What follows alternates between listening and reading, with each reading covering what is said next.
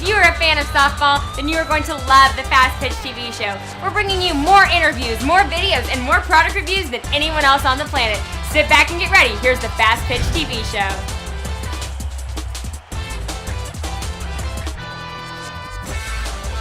Hello and welcome to episode 140 of the Fast Pitch TV show. Now, if you found our show on Facebook, MySpace, or another video sharing site, please check out our website, fastpitch.tv. It's the place to find all our past episodes and the place to keep up with our future episodes too. And I'd like to thank our sponsor, Softball Junk. Please visit their website at softballjunk.com, of course. Now, before I get to today's show, I want to tell you about another new website I've created. The site is called softballshots.com, and it's a photo site. You know, when I travel to softball events across the country filming for the Fast Pitch TV show, I am always shooting photos as well as the videos for these shows. I figured since I was gathering so many photos, I'd create a website where I could share the photos with all of you. So I created softballshots.com. It's a great place to keep up with the photos I take on my travels. So go check it out. Go to softballshots.com. Take a peek and see what you think. And everything I go to, I'll be adding pictures from now on. Now, in this episode, I'm interviewing Al Richardson from the VTD website. If you're not familiar with the VTD, that stands for Virtual Tournament Director. And we'll go to that interview right after a word from our sponsor. Do you need a softball bat? Do you want to save $30? SoftballJunk.com is offering an additional $30 discount off the price of all non-sale softball bats on their website. That's right, $30. So the next time you buy a bat, go to SoftballJunk.com and enter the code FPTV30 during checkout. And wham! You just put a cool $30 in your pocket. Okay, Alan, tell me, what is VTD?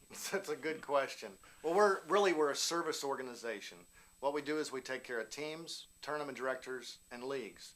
And actually, we've really always been a service organization, but what we're doing now is originally we kind of made it easier for teams to play in tournaments, but now we're making it easier for teams to host tournaments as fundraisers. Okay, so how was your first year? It was pretty good. Not considering we started with just 3 leagues back in January of the year. Now, this year we've had over 1,300 teams register with us. We've had over 1,500 brackets. At Nationals this year, Gary, we had over 142 teams. Not bad for a first year. 4,500 people came to attend our opening ceremony. So I was pretty excited. So it sounds like you had a good first year. Now what caused that? What would you attribute that to? Well, really, in a nutshell, it's really the website. The teams love it. The tournament directors love it. It's just the simplicity and the ease of use. It makes their job simpler. And so if I was hosting a tournament, I was a tournament director, why would I use VTD over some other system or something else? It's a good question. Well, really, when we became a sanctioning body, we really had to add a few things. We had to have insurance, we had to have rules of our own, and we had to have the nationals. But why would you come to us? Well, really, there's 3 reasons. 1, we're going to help advertise your event.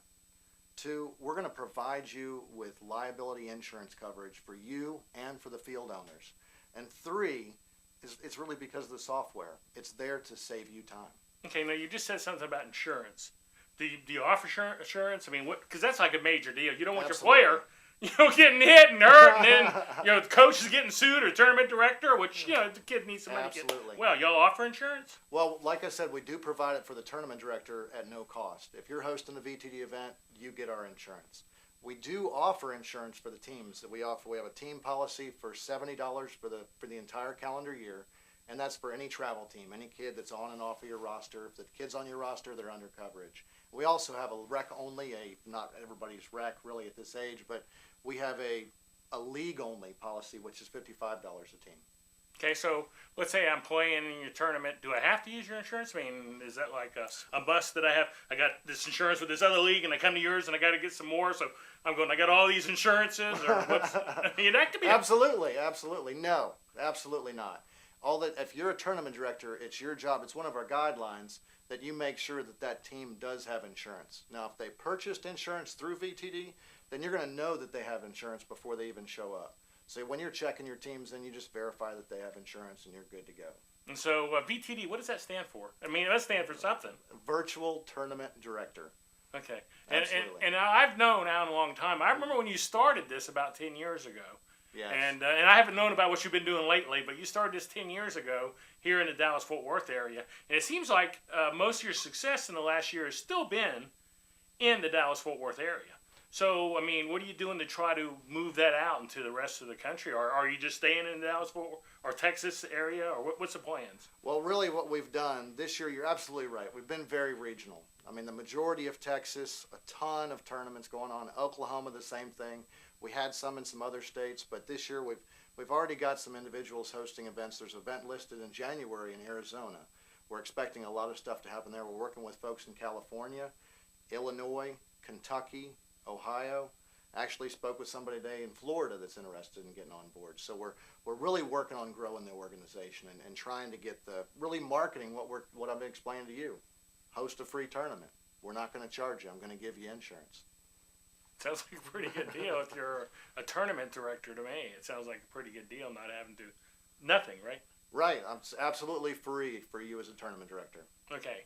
And so now where would I, if I wanted to like see this, where would I go even to see what you're talking about here? Is it VTD.com or what's the scoop? No, it's fastpitchsoftball.net. Simply go there. If you want to get started, you want to host a tournament, go and create a free account as a tournament director. And there you can add your events. And from there, the guidelines are there. You know, what is hosting a VTD event, all the details, what we require of you. But it's not going to cost you a dime. Now, I went to your website, and like I said, I've been there a lot of times, but I haven't been there much in the last few years because my kids don't play anymore. Gotcha. But I noticed you had a lot of sanctioning bodies on your website there. It's not just you. I think I saw, like, Pony, and I saw, a lot of them were on their sanctioning bodies. What is the deal with that? You're involved with other leagues too, I guess? What we did is when we first started, we went out and we asked the teams, we said, what do you want? You know, because we didn't want to leave softball. We had a major change of business structure, and we said, okay, how are we gonna make this work? And we went to them, and they said, we want you to work with everybody. So I worked with several organizations, and really we said, hey, if you'll let us manage your registration process, let's bring your tournaments on. So we are working with several different organizations, and some of those are working on different platforms, but it's really, we're just trying to make life simple for the teams. Yeah, I found out by accident because I was looking for the rules, I think, for Pony. And when I searched it, I think I came up with your website, and there were the rules. And I was like, why do they have these rules on here? Because I wasn't used to you being with a bunch of associations. Absolutely. And there it was on there. So let me ask you this then. Because, you know, nothing is like really free in this world. I found out it usually costs me. How are you making your money? You got to be making something. I know you're not just doing all this because you're a nice guy and go, I'm going to spend all my time sitting at home, you know, doing this so these kids have a place to play. How are you making your money? No, this is definitely a business. And our economic engine is really registrations. If you play in any organization, you have to be registered with that organization. And that's the same with Pony, U-Trip, ASA. You have to be registered with that organization to play in the tournaments. That is our economic engine, simply registrations. Okay, so people just registering to play? I mean, and I'm not sure I understand. So they're registered as a VTD team? Correct. And it costs a team when they play, they have to register. Okay, I know what Once you're saying. a year. I understand. No, I understand what you're they're saying. registered. Yeah, it used to be back in the olden days, there'd be a a tournament come to town that was with a league we'd never heard of that was a qualifier, and we had to buy registration for that one. Bingo. I got you. Bingo. Took me a second to catch on there for that. Yeah, No that's problem. a once-a-year thing. And then if you do win a qualifier or something, I'm sure you're invited to that to the Nationals. We've got the qualifiers, we've got the Nationals, we're bringing them really throughout. And really the economic engine of registrations, that's really something that funds the national office, funds our office, but it also funds the states.